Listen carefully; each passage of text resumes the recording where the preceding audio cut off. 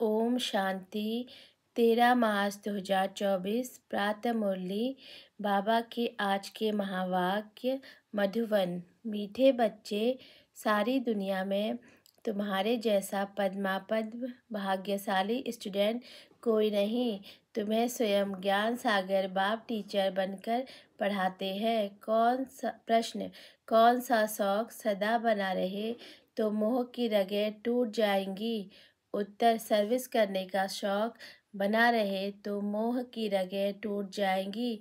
सदा बुद्धि में याद रहे कि इन आँखों से जो कुछ देखते हैं यह सब विनाशी है।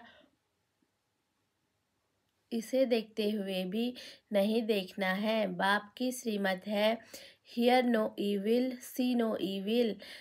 ओम शांति।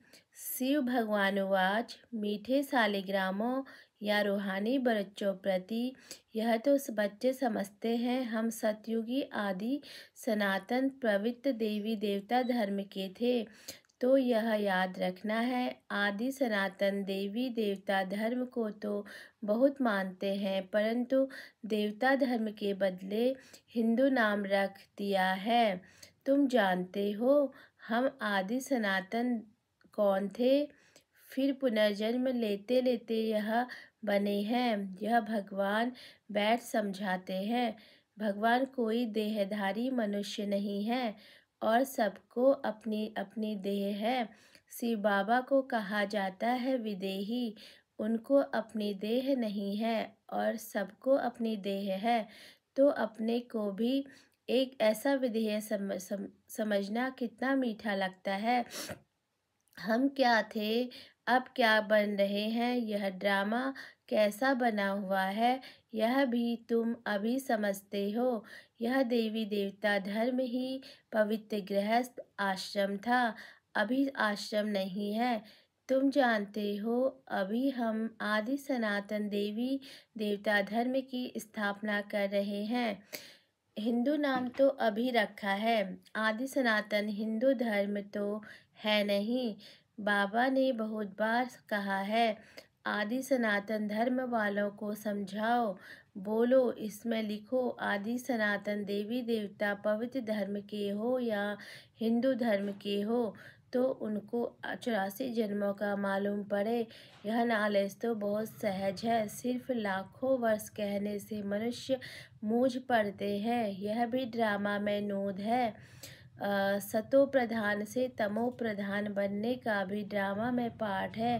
देवता धर्म वाले ही 84 जन्म लेते लेते कितनी छीछीपन पड़े हैं। भले पहले भारत कितना ऊंचा था, भारत की ही महिमा करनी चाहिए। अब फिर तमो प्रधान से सतो प्रधान, पुरानी दुनिया से नई दुनिया जरूर बननी है। आगे चलकर तुम्हारी बात को समझेंगे जरूर। बोलो घोर नींद से जागो, बाप और वर्षे को याद करो। तुम बच्चों को सारा दिन खुशी करनी चाहिए। सारी दुनिया में, सारे भारत में तुम्हारे जैसा पद्म भाग्यशाली स्टूडेंट कोई नहीं।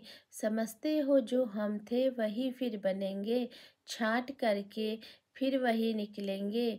इसमें तुम मूझो मत।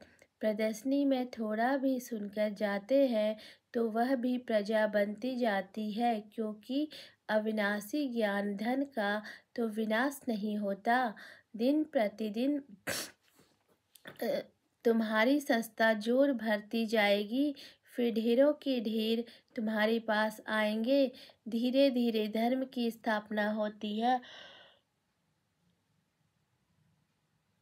जब कोई बड़ा आदमी बाहर से आता है तो उनका मुंह देखने के लिए कितने ढेर मनुष्य जाते हैं। यहाँ तो यह बात नहीं। तुम जानते हो इस दुनिया में जो भी चीज़ें हैं सब विनाशी हैं, उन्हें नहीं देखना है। सी नो ईविल। यह किचड़ा तो भस्म होने वाला है। जो भी कुछ देखते हैं मनुष्य आदि समझते हैं, यह तो सब कलयुगी है। तुम तो संगम युगी ब्राह्मण, संगम युग को कोई जानते नहीं। इतना सिर्फ याद करो, यह संगम युग है, अब घर जाना है। पवित्र भी जरूर बनना है। अब बाप कहते हैं यह काम विकार आदि मध्य अंत दुख देने वाला है, इसको जीतो। विष के लिए देखो कितना तंग करते हैं। बाप कहते हैं काम महाशत्रु है, उसको जीतना है। अब इस समय कितने ढेर मनुष्य हैं दुनिया में, तुम एक एक को कहाँ तक समझाएंगे। एक को समझाते हो तो दूसरा कहता है जादू है, फिर पढ़ाई छोड़ देते हैं। इसलिए बाप कहते हैं आदि सनातन धर्म वालों को समझाओ, आदि सनातन है ही देवता धर्म। तुम समझाते हो इन लक्ष्मी नारायण ने यह पद कैसे पाया, मनुष्य ने देवता कैसे बने। जरूर अंतिम जन्म होगा, 84 जन्म पूरे कर फिर यह बने। जिसको सर्विस का शौक है वह तो इसमें लगे रहते हैं, और जिस सब तरफ से मोह आदि टूट जाता है। हम इन आँखों से जो कुछ देखते हैं उनको भूलना है, जैसे ही देखते ही नहीं हैं। सी नो ईविल, मनुष्य तो बंदरों का चित्र बना देते हैं, समझते कुछ भी नहीं। बच्चियाँ कितनी मेहनत करती हैं, बाबा उन्हें आफरीन देते हैं, जो समझाकर लायक बनाती हैं। प्राइज भी उन्हीं को ही मिलती है जो काम करके दिखाते हैं। तुम जानते हो बाबा हमको कितनी प्राइज देंगे। पहला नंबर है सूर्यवंशी राजधानी की प्राइज, सेकंड नंबर है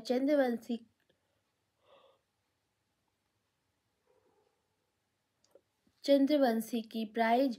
नंबरवार तो होते ही हैं। भक्ति मार्ग के शास्त्र भी कितने बैट बनाते हैं। अब बाप समझाते हैं इन शास्त्र पढ़ने यज्ञ तप करने से मेरे से तो कोई मिलता नहीं है। दिन प्रतिदिन कितने बाप आत्मा बनते जाते हैं, पुण्य आत्मा कोई न बन न सके। बाप ही आकर पुण्य आत्मा बनाते हैं। एक है हद का दान पुण्य, दूसरा है बेहद का। भक्ति मार्ग में इनडायरेक्ट ईश्वर अर्थ दान पुण्य करते हैं, परंतु ईश्वर किसको कहा जाता है यह जानते ही नहीं। अभी तुम जानते हो कि शिव बाबा ही हमको क्या से क्या बनाते हैं। भगवान तो एक ही है, उनको फिर सर्वव्यापी कह दिया है, तो उनको समझना चाहिए कि यह तुम लोगों ने क्या किया है। तुम्हारे पास आते भी हैं, थोड़ा सुनकर बाहर गए, खलास। यहाँ रही सब भूल जाता है। तुमको कहते हैं ज्ञान बहुत अच्छा है, हम फिर आएंगे, परंतु मोह की रगें टूटती नहीं है। मोह जीत राज की कथा कितनी अच्छी है।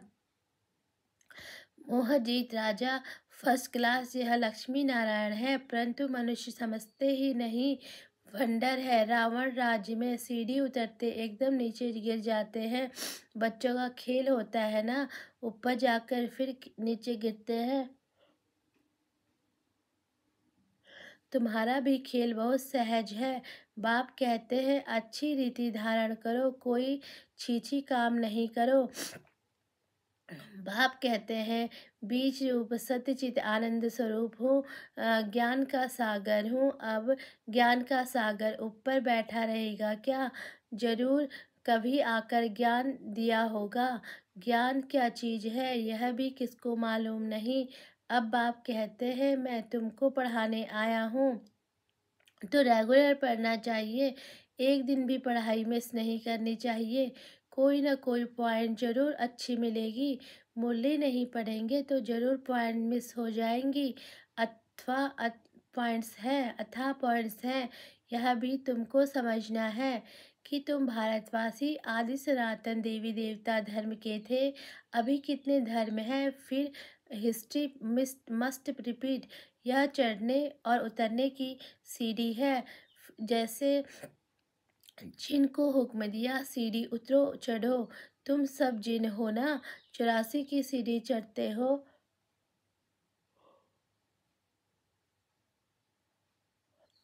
और फिर उतरते हो। कितने ढेर मनुष्य हैं, हर एक को कितना पाठ बजाना होता है। बच्चों को तो बड़ा वंडर लगना चाहिए।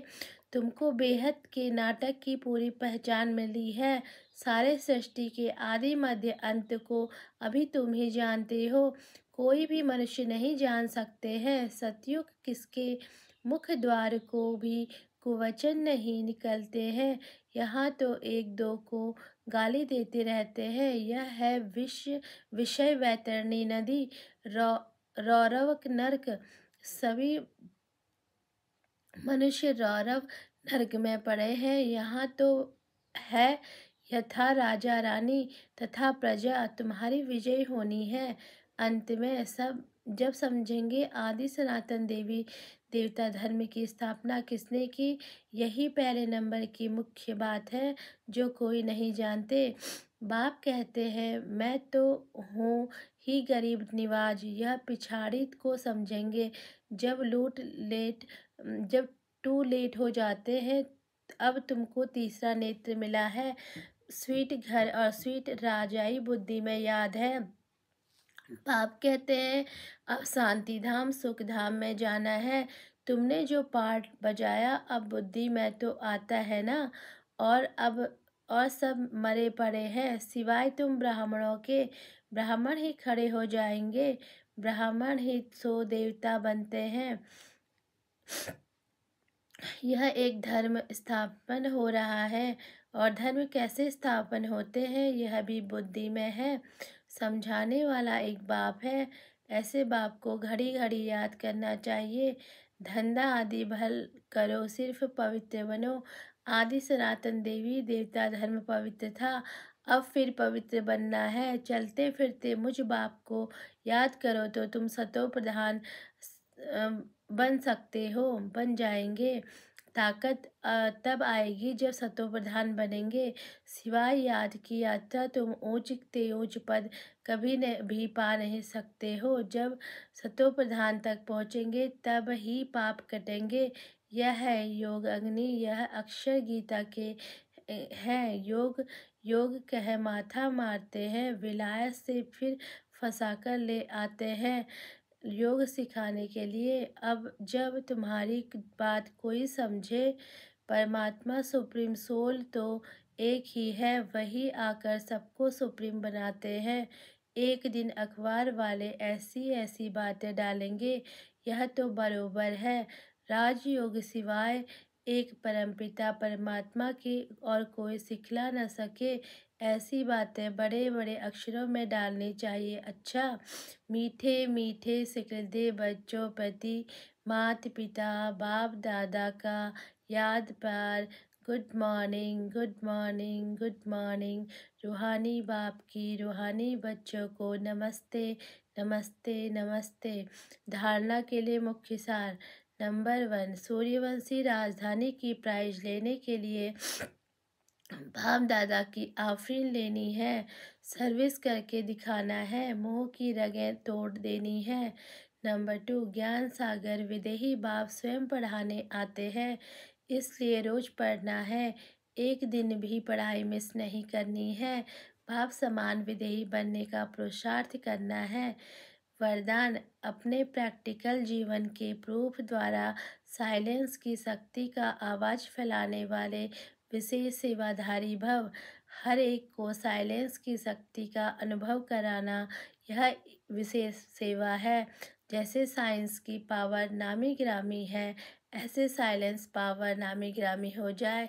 सबके मुख से आवाज़ निकले कि साइलेंस पावर साइंस से भी ऊंची है। वह दिन भी आना है। साइलेंस की पावर की प्रत्यक्षता अर्थात बाप की प्रत्यक्षता साइलेंस पावर की प्रैक्टिकल प्रूफ है। आप सबकी जीवन हर एक चलते फिरते पीस के मॉडल दिखाई दें तो साइंस वालों की नज़र भी साइलेंस वालों पर जाएगी। ऐसी सेवा करो तब कहेंगे विशेष सेवाधारी। स्लोगन, सेवा और स्थिति का बैलेंस रखो तो सर्व की बैलेंसिंग मिलती रहेगी। मातेश्वरी जी के अनमोल महावाक्य। गीता नयनहीन को राह दिखाओ प्रभु, अब यह जो गीत गाते हैं, नयनहीन को राह दिखाओ, राह बताओ, तो गोया राह दिखाने वाला ही परमात्मा ठहरा। अभी तो परमात्मा को बुलाते हैं और जिस समय कहते हैं प्रभु राह दिखाओ बताओ, तो जरूर मनुष्य को राह दिखाने के लिए खुद परमात्मा को निराकार रूप से साकार रूप में अवश्य आना पड़ेगा। अभी तो स्थूल अभी तो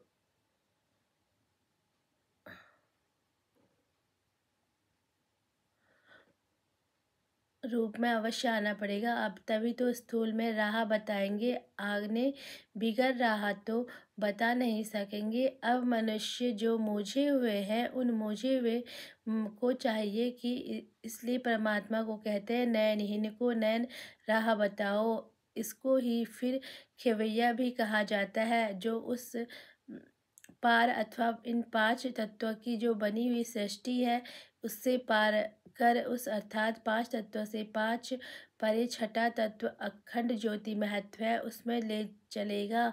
तो आत्मा भी उस पार से इस पार आवे, तभी तो ले जाए चलेगा। तो परमात्मा को भी अपने धाम से आना पड़ता है, तभी तो परमात्मा को खिवैया कहते हैं। वही हम बोट को पार ले चलता है। अब तो परमात्मा के साथ योग रखता है, उनको साथ ले जाएगा। बाकी जो बच जाएंगे वे धर्मराज की सजाएं खाकर बाद में मुक्त मुक्त होते हैं। जब सभी मनुष्य अति दुखी होते हैं तो परमात्मा को याद करते हैं। परमात्मा इन कांटों की दुनिया से ले चल फूलों की छाँव में इससे सिद्ध होता है कि जरूर वो भी कोई दुनिया है। अब तो सभी मनुष्य जानते हैं कि अब जो संसार है वो कांटों से भरा हुआ है, जिस कारण मनुष्य दुख और अशांति को प्राप्त कर रहे हैं। याद फिर फूलों की दुनिया को करते हैं तो जरूर वो भी दुनिया कोई होगी। दुनिया के संस्कार आत्मा में भरे हुए हैं। अब तो यह जानते हैं कि दुख अशांति यह सब कर्म बंधन का हिसाब किताब है। राजा से लेकर रंक तक हर एक मनुष्य मात्र इस हिसाब में पूरे जकड़े हुए हैं। इसलिए परमात्मा तो खुद कहता है अब का संसार कलयुग है, तो वो सारा कर्म बंधन का बना हुआ है। और आगे का संसार सतयुग था, जिससे फूलों की दुनिया कहते हैं। अब तो वो कर्म बंधन से रहित जीवन मुक्त देवी देवताओं का राज्य जो अब नहीं है।